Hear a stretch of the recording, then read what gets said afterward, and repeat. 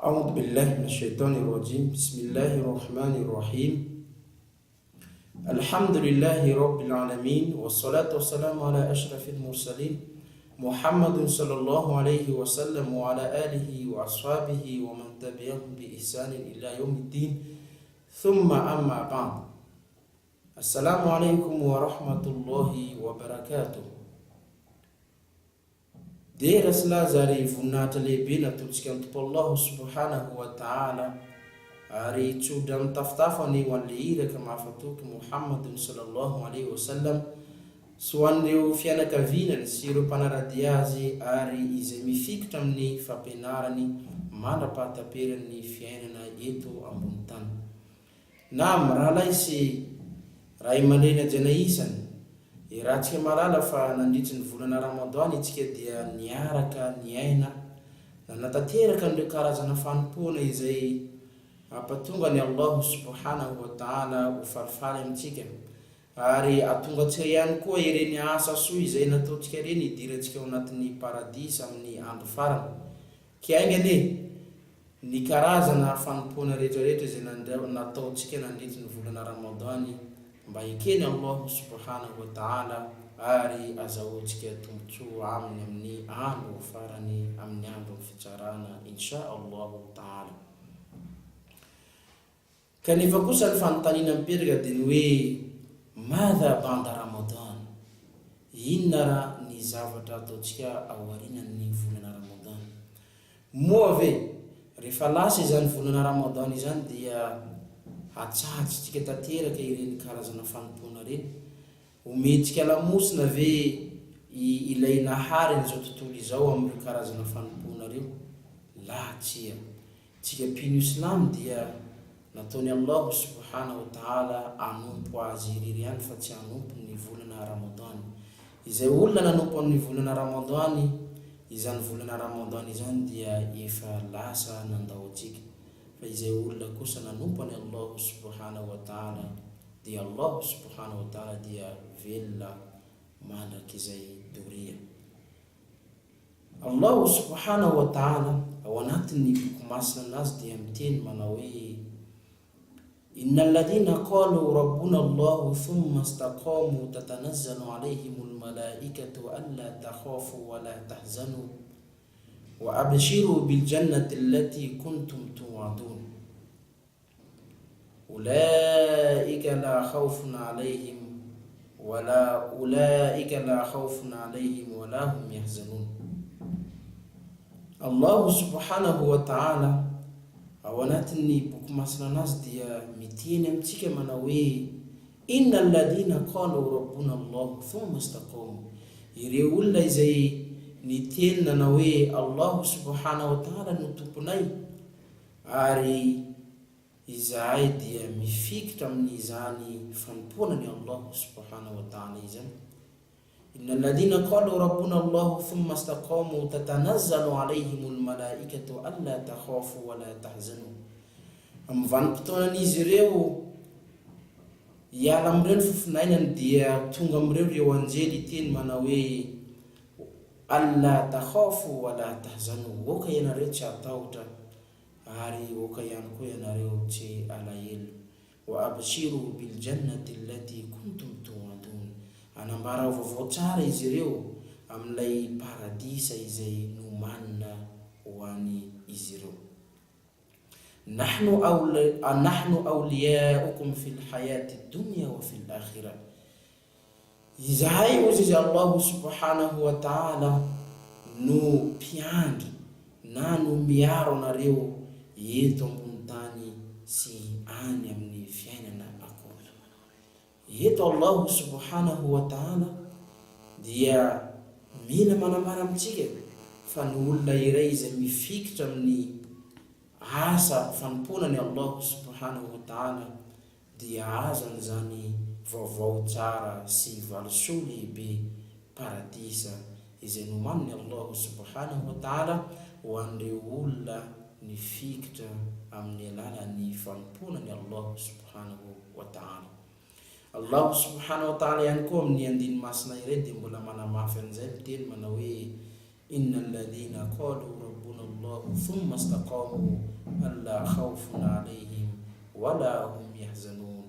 Ireo olona izay miteny fa hoe Allah subhanahu wa ta'ala no tomponay, ary izahay dia mifikitra amin'izany fanomponany Allah subhanahu wa ta'ala izany.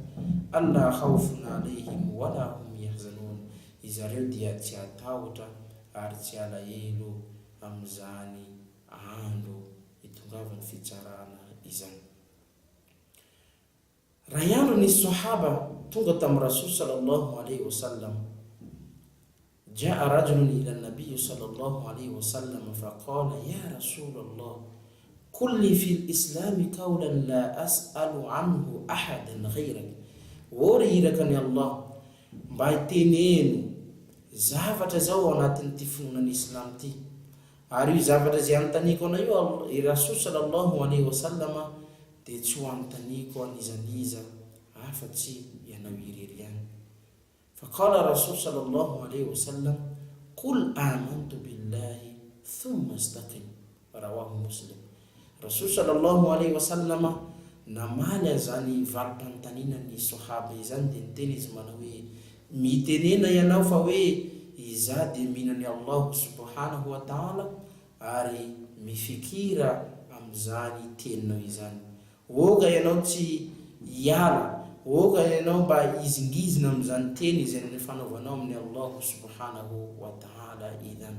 Naam, al-istikama ayuha al-ikhwa, ny istikama rahalay sy ray amalena jany isany dia ny fifikiranao amin'ireo asa izay akatoavany Allah subhanahu wa ta'ala, fifikiranao amin'ireo asa izay azahoanao tombotsoa amin'ny Allah subhanahu wa ta'ala eto ambony tany sy any akoatra.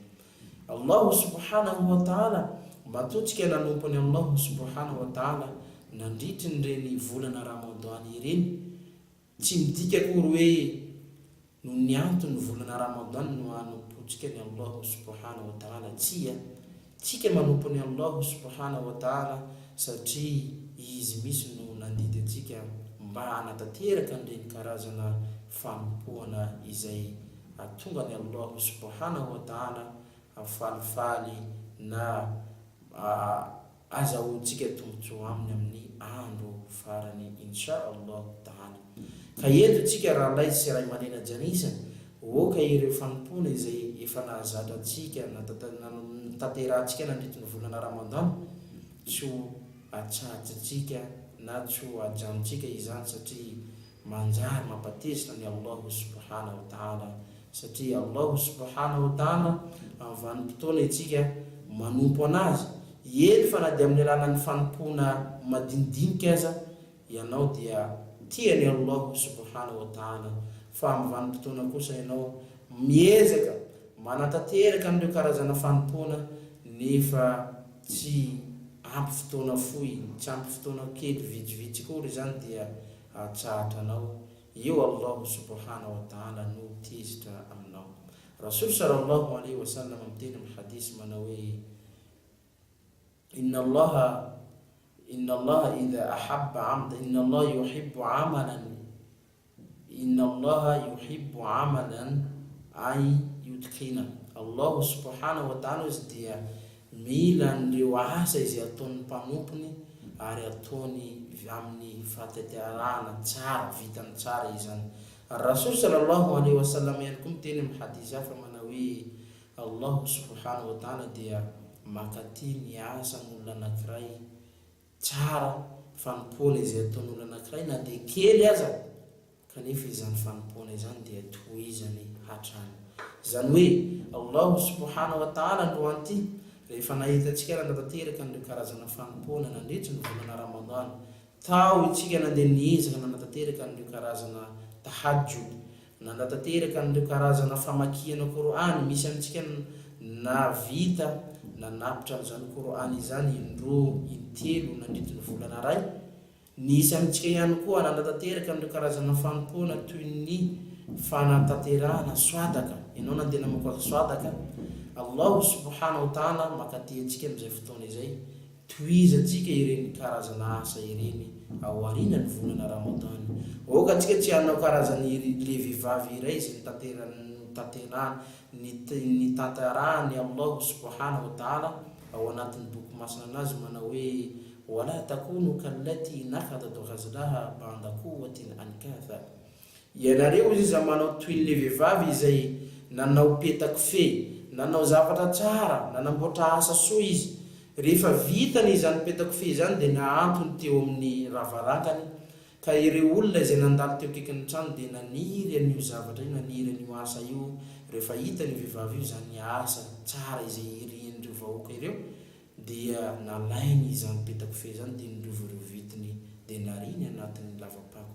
Ka eto Allah subhanahu wa ta'ala zany militeny amintsika fa ianareo aza manao toy ny vehivavy io, manao asa soa nareo nandritry ny volana Ramadan, nefa rehefa tapitra ny volana Ramadan dia takanareo, arinareo any amin'ny zordira izany.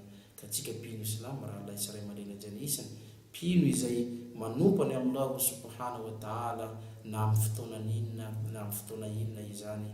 Wa aqulu qawli hada wa jazakumullahu khairan subhanakallah bihamdika nashhadu an la ilaha illa anta astaghfiruka wa atubu ilayk. Subhana rabbika rabbil izzati amma yasifun wa salamun ala al mursalin walhamdulillahi rabbil alamin.